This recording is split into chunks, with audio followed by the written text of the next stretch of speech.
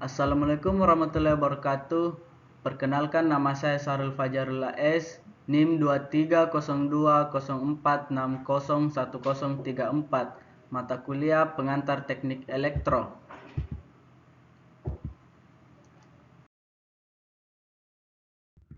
Di sini saya akan membahas tentang pengertian daya listrik.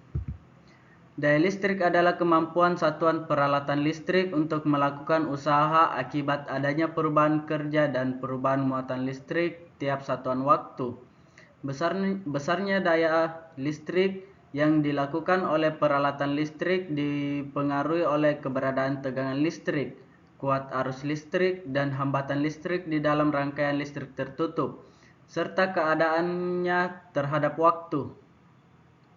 Ketiga besaran listrik tersebut menjadi penentu dari besarnya daya listrik yang diperlukan oleh peralatan listrik untuk bekerja secara optimal.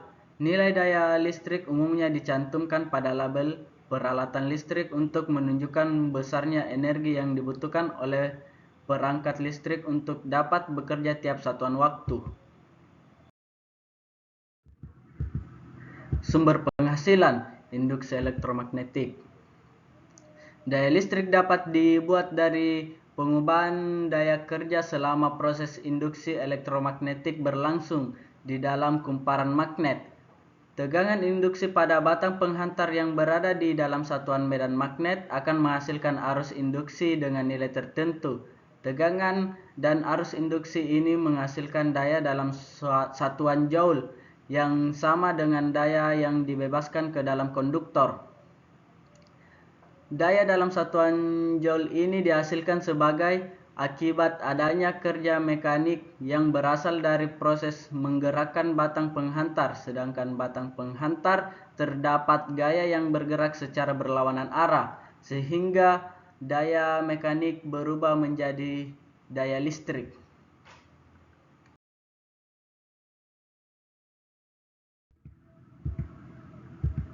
Satuan. Dalam sistem satuan internasional, daya listrik dinyatakan dengan satuan watt atau dengan simbol W.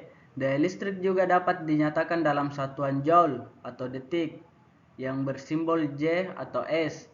Pada beberapa peneparan praktis, daya listrik dinyatakan dalam kilowatt atau dengan satuan kW atau megawatt dalam satuan MW.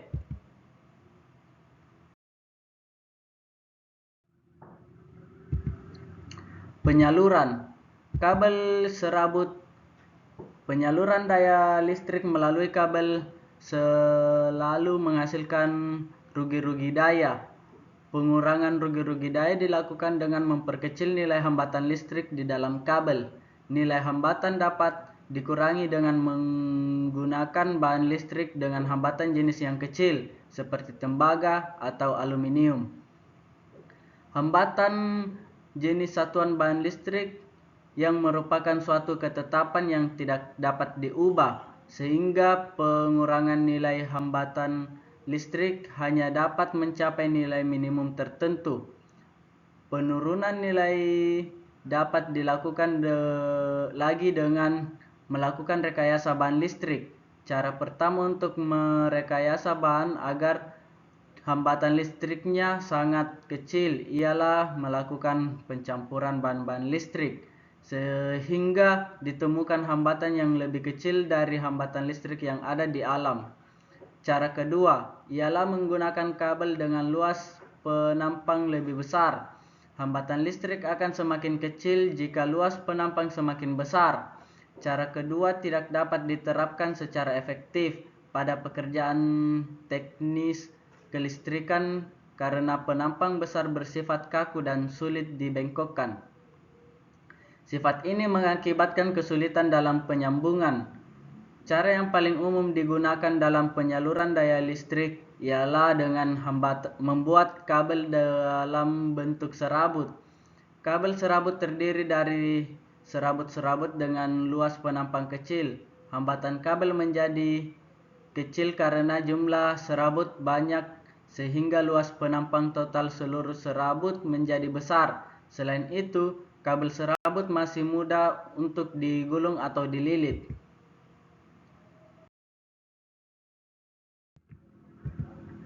saluran udara tegangan ekstra tinggi. Daya listrik dalam jumlah yang sangat besar dilakukan melalui jaringan transmisi tenaga listrik berbentuk saluran udara tegangan ekstra tinggi atau STUTET. Penyaluran dengan menggunakan STUTET merupakan konsekuensi penyaluran yang jauh, mulai dari pembangkit listrik hingga ke lokasi pemukiman penduduk.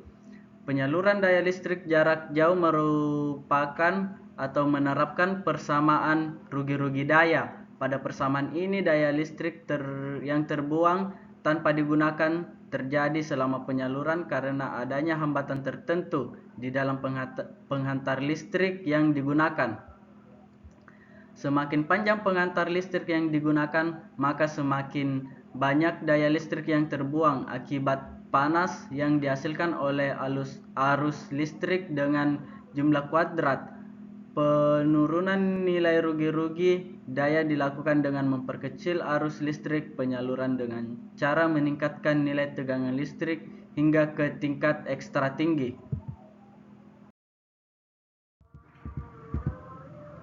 Alat ukur wattmeter. Alat yang digunakan untuk mengukur daya listrik disebut wattmeter.